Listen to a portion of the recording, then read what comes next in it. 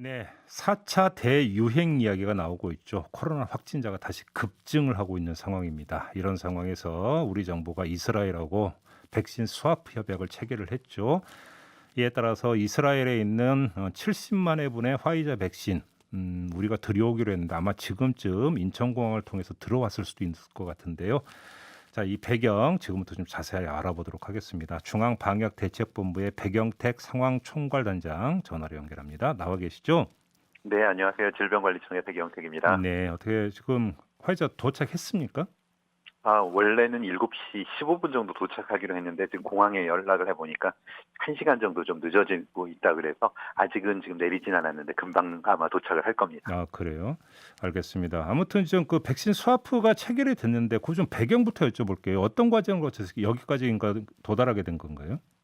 예, 사실은 이스라엘 같은 경우에는 이제 전 국민의 한 60% 이상이 1차 접종을 했고, 그다음 나머지 분들 같은 경우에도 계속적으로 백신 접종 노력을 하고 있는데 아마 종교적인 이유 여러 가지 이유로 아마 조금 저기 백신 접종을 조금 지연하고 있는 경우도 음, 있고 여러 가지 경우들이 있는 모양이에요. 예. 그래서 자기네들이 확보한 백신들을 이제 국민들한테 접종을 하고 있고 그다음에 혹시 조금 남는 부분들이 있으면 다른 나라들 중에서 이 백신을 줬을 때 신속하게 콜드체인을 유지해서 안전하고 신속하게 가져가서 그거를 음, 빠른 시간 내에 맞출 수 있는 나라들 음, 중에서 한국이 음, 그런 조건들을 잘 갖추고 있어서 네. 그거를 한국하고 해서 바꿔서 일단 7월 달에 우리 주고 그다음에 우리는 9월이나 10월 달에 물량이 충분할 때 그걸 다시 갚는 형태로 음, 이렇게 지금 약속을 했습니다. 왜 그런 얘기 있지 않습니까? 우리 아나바다 운동이라는 거 있지 예, 않습니까? 예. 아껴 쓰고 나눠 쓰고. 네. 음, 그다음 바꿔 쓰고 예. 이게 다, 지금 정확하게 음, 국제적으로 아껴 쓰고 나눠 쓰고 바꿔 쓰는 음. 그런 하나의 좋은 케이스인 것 같습니다. 이스라엘 쪽에서 먼저 제안을 했던 겁니까? 어, 제가 이제 이스라엘이 먼저 제안을 했는지는 정확히 제가 그거는 외교적인 문제라 제가 정확하게 그 예, 내용을 알고 있지는 않은데 예. 아마 저 상당 기간 동안 얘기를 했고 사실 5월 달에도 음, 이스라엘 외무장관이 국내에도 오셨고 그때도 음. 이제 여러 얘기들이 있었던 것으로 알고 아, 있습니다. 그렇군요. 근데 아무튼 이제 예정에 없던 그 추가 백신이잖아요. 이러면 이제 네, 이미 접종 계획이 발표가 된 상황인데, 그러니까 그러면 접종 계획이 약간 조정이 되는 겁니까? 어떻게 되는 겁니까?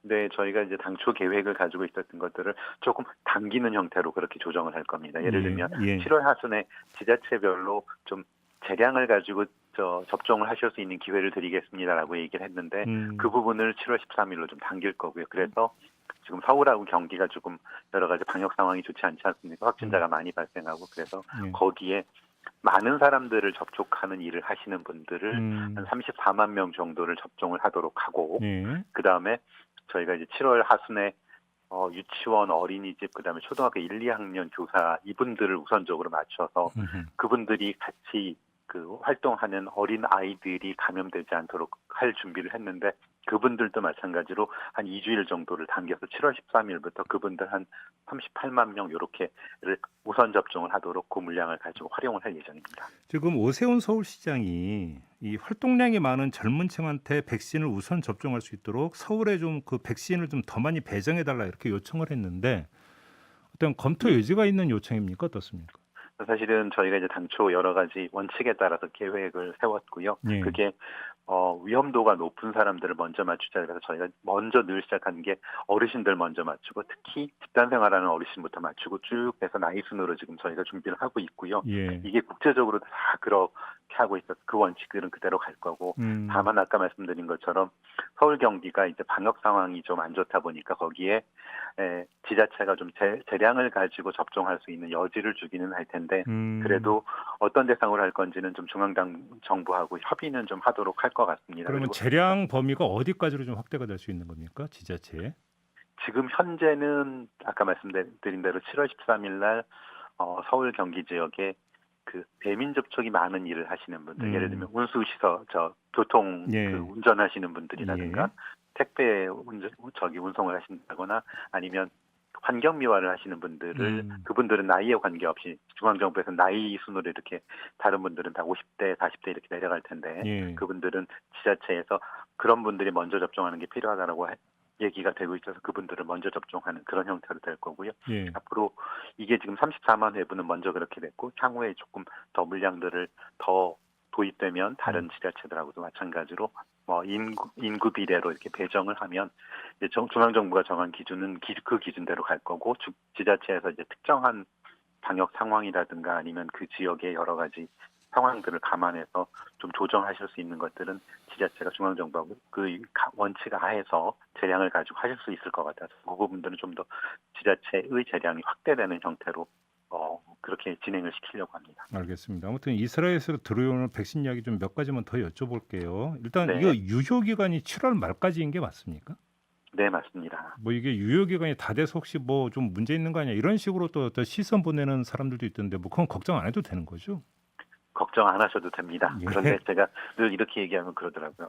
당신은 정부에서 일하는 사람이라 늘 긍정적으로만 얘기하지 않느냐라고 얘기하는데 네네네.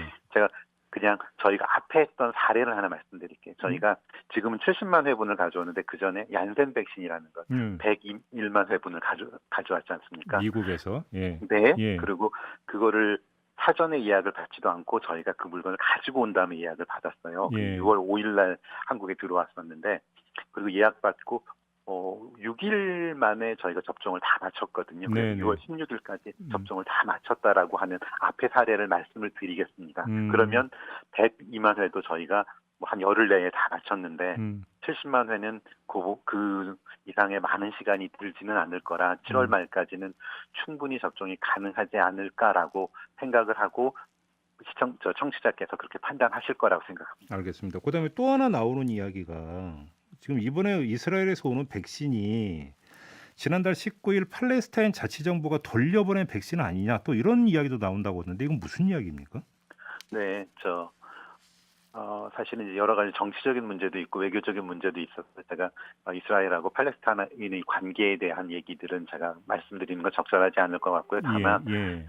이스라엘도 이제 팔레스타인에 이제 100만 회분 정도의 백신을 준다고 하다가 그 중에 초도 물량 9만 회분을 줬다고 하는데 네. 그냥 이건 제가 정부의 입장이 아니라 제가 최근에 어제 외신을 보니까 워싱턴 포스트 그 6월 18일자에 보면 그런 얘기가 있습니다. 그런 약속을 했는데 그 팔레스타인에서 물건을 받아보니 6월 말까지가 유효 기간인 것들이 포함되어 있어서 그거를 이제 그냥 폐기를 했다라고 하는 거고 예. 저희는 이제 아까 말씀드렸지만 7월 말까지 사용할 수 있는 물량들이기 때문에 그거하고는 좀 직접적인 관련은 크지 않을 거다라고 말씀드리겠습니다. 알겠습니다. 지금 그 문제가 델타 변이인데요.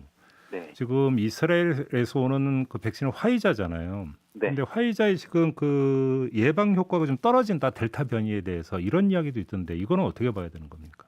사실은 이게 여러 연구 결과들이 있고요. 그 국가별로 그 각 정부에서 발표하는 것들도 있고 그래서 이게 다 내용들이 좀 상이한데 이스라엘에서 얘기하기는 원래 파이자는 허가받을 때 94% 정도 예방 효과가 있다라고 했는데 이게 변이를 감안하면 64% 정도로 감소되는 게 아니냐라는 얘기를 하셔서 저희도 이제 그 눈여겨보고 있습니다. 그래서 한국에서도 그래서 백신을 접종하고 난 다음에 얼마나 예방 효과가 있는지를 연구를 우리 국내에서도 하고 있고요. 이게 한 1년 정도 장기 연구를 할 거고 계속 할 거고 다만 여기서 가장 핵심적인 건 제가 아까 앞에서도 말씀드렸지만 위험도가 높은 사람들이 그 코로나에 걸려서 중증이나 사망이 되지 않도록 하는 것이 제가 생각엔 가장 중요할 것 같은데 이 이스라엘에서 발표한 것도 보면 예방 효과는 90에서 64%가 될지 모르겠지만 중증 예방 효과는 원래 얘기했던 게 98.2%인데 93%더라.